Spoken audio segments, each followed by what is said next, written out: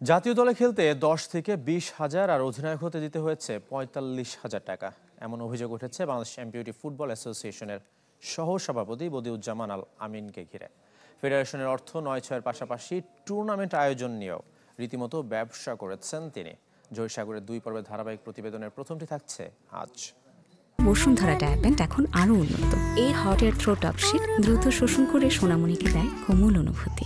থানার থেকে আমি ৫০০ কিলো রাস্তা পাড়ি দিয়ে আসছি।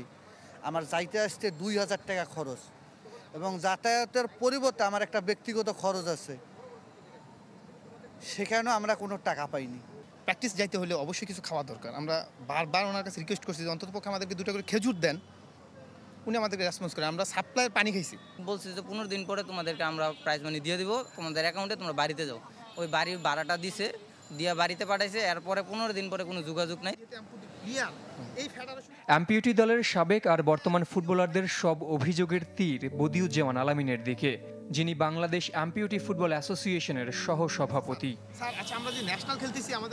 দলে নিতে এদের সবার কাছ থেকে টাকা নিয়েছেন বদিউজ্জামান, যা জোগাড় করতে কেউ বিক্রি করেছেন ছাগল, কারো হাতছাড়া হয়েছে ঢাকার ফুটপাতে থাকা রুটি রুজির একমাত্র উপায় চায়ের দোকান। আমাকে বলছিল মিরপুরে একটা দোকান দিয়ে দিবে, যে কারণে বলছে তুমি তোমার দোকান বিক্রি করে দাও, যে কারণে আমি আমার দোকান বিক্রি করে ওনাকে শেষ সম্বলটা ওনাকে দিছি।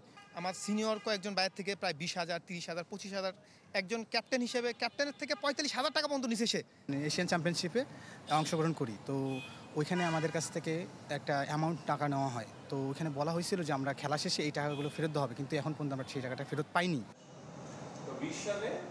অর্থ নেয়ার বিষয়ে স্বীকার করলেও তা ফুটবলারদের পেছনেই ব্যয় করার দাবি অভিযুক্তের। যখন ওরা এটা লিখিত আকারে দিছে, আমাদেরকে মেইল করছে এবং আমরা একটা সমঝোতা, তখন তাদেরকে কিন্তু এই টাকাটা গত এশিয়া কাপের আগে আমরা প্লেয়ারদেরকে দিয়ে দিয়েছি, এবং এটা অন্য কোনো খরচ বাবদ আমরা কখনোই গ্রহণ করি না। ওদের থাকা খাওয়া বাবদ আমরা একটা অ্যারেঞ্জমেন্ট করে দিচ্ছি। এই দলকে নিয়ে 2021-এ খেলিয়েছেন বিশ্বকাপ বাছাই, আর এই বছরই হয়েছে এশিয়ান চ্যাম্পিয়নশিপ। দুটিরই স্বাগতিক ছিল বাংলাদেশ। নিজে শারীরিক প্রতিবন্ধী হয়েও এইসব প্রতিবন্ধীদের জীবন নিয়ে ছেলে খেলায় মেতেছিলেন। পৃষ্ঠপোষকতা পেয়েছিলেন, বিজ্ঞাপন করিয়েছেন পুরো দলকে নিয়ে, কিন্তু কানাকড়ি অর্থও পাননি এসব ফুটবলার। প্রথমে বলছে যে তোমরা যদি চাও এমপিওটি খেলার স্বার্থে, তাহলে এই রবি থেকে আমরা কোনো টাকা নিব না। ওরা পরবর্তীতে স্পন্সরশিপ হিসেবে কাজ করবে। পরবর্তীতে শুনলাম উনি রবি থেকে টাকা নিচ্ছে। উনি একটা ডেট দিয়েছে, কিন্তু ডেটের মধ্যে কোনো টাকা দেয় নাই। প্লেয়াররা যেটা অভিযোগ করেছে যে তাদেরকে নিয়ে আমরা 1 লক্ষ টাকা, এই ধরনের কোনো কিছু না।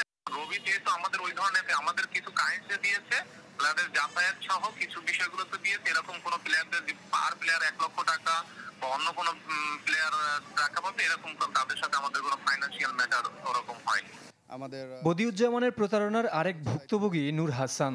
এশিয়ান এমপিওটি চ্যাম্পিয়নশিপে অংশগ্রহণকারী দলগুলো থাকত যে সাফা রেসিডেন্সি হোটেলে, সেখানে চাকরি করতেন তিনি। নেপাল, ইন্দোনেশিয়া ও ইরাক দলের কাছ থেকে আবাসন ফি নিলেও 7 মাস পরও 5 লাখ টাকার বেশি বকেয়া রেখেছেন বদিউজ্জামান। তার মূল্য দিয়ে চাকরি হারাতে হয়েছে নূর হাসানকে। আমাদের হোটেলে প্রায় 5 লক্ষ টাকার মতো ডিউ আছে। উনি আমাকে চেক দিয়ে বলছে যে এই অ্যাকাউন্টে টাকা আছে, আপনি টাকা পেয়ে যাবেন, এবং বাকি টাকা 22 তারিখের মধ্যে সব ক্লিয়ার হয়ে যাবে। কিন্তু এই যে ফেব্রুয়ারি মাসের পরে থেকে 12 ফেব্রুয়ারির পরে থেকে আজ পর্যন্ত উনি আমার সাথে একটাবার বসেও নাই, একটাবার কোনো এই বিল নিয়ে কথাও বলে নাই। আজ পর্যন্ত এই বিলগুলো ঝুলে থাকার কারণে, আমার চাকরি না থাকার কারণে আমি আমার বাবার ট্রিটমেন্টটাও করাতে পারতেছি না। আমাদের যে লিগ্যাল অ্যাডভাইজার যেভাবে এই জিনিসটা শেষ করা যায় তাদের হাতে দিয়ে দিচ্ছি। কাজ চলতেছে, হয়তো 2 দিনের ভিতরে ওনাদের সাথে এটা নিয়ে আমাদের যারা দায়িত্বপ্রাপ্ত হয়েছে তারা যোগাযোগ করবে আর কি। বদিউজ্জামানের হাত থেকে রেহাই পায়নি খোদ অ্যাসোসিয়েশনও, গড়ে তুলেছেন নিজস্ব বলয়। তার স্বেচ্ছাচারিতায় সম্প্রতি পদত্যাগ করেন সংগঠনের অর্থ সচিব মেহেদি টিপু।